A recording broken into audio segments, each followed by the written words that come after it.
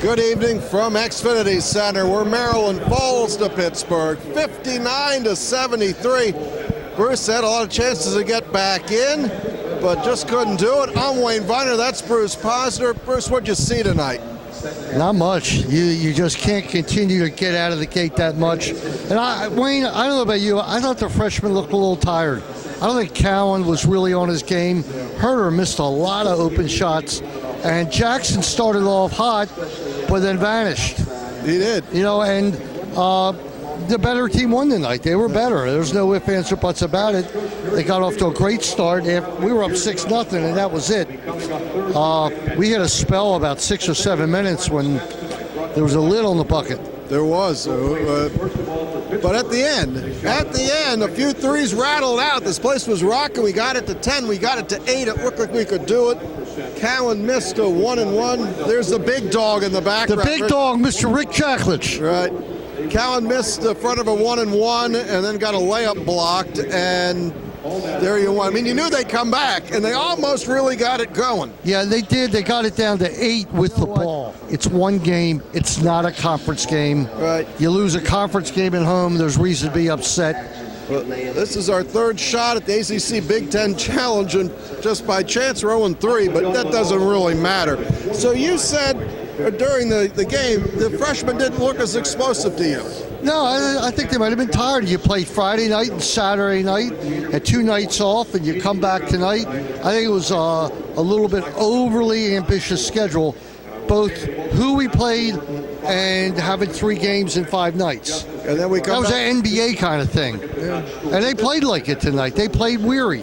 A little bit. The shots were there. I guess you say the legs might not have been there. I was glad to see the zone hurt him bad. Yeah. The height hurt him bad.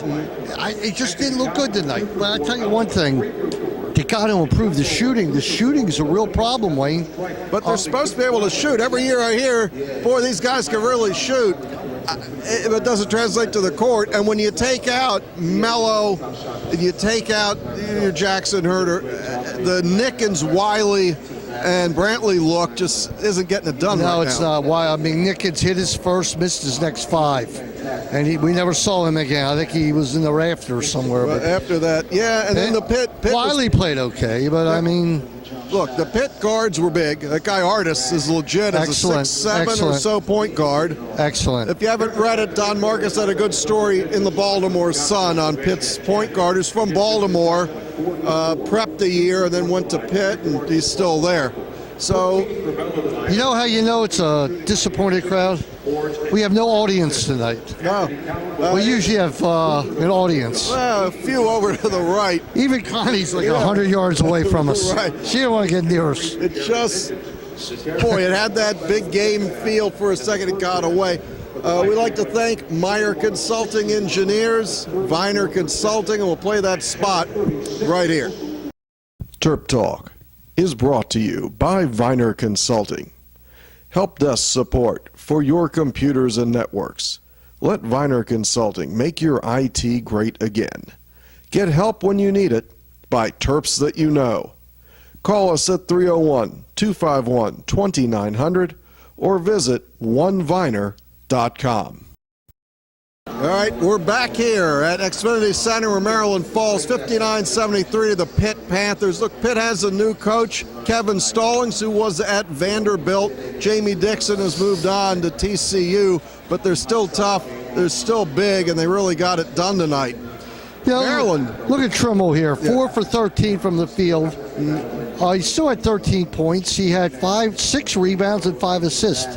Right, and he was not horrible. I mean, that really isn't horrible. Look, we like to look at the plus-minus in games like this. Not tonight. Jackson was a -19 on the court. Brantley a +9 on the high side. So that's the plus and minus. Of course, he didn't score. Didn't score, but while he was on the court, Maryland outscored Pittsburgh by 9 points. Brantley's not hurt yet. He's not. You don't expect points from him. But you know what, Wayne? Take the videotape of this game, rip it up, burn it, throw it away, and forget about it. Because you got a big game. You got a big game Saturday, a good comeback game.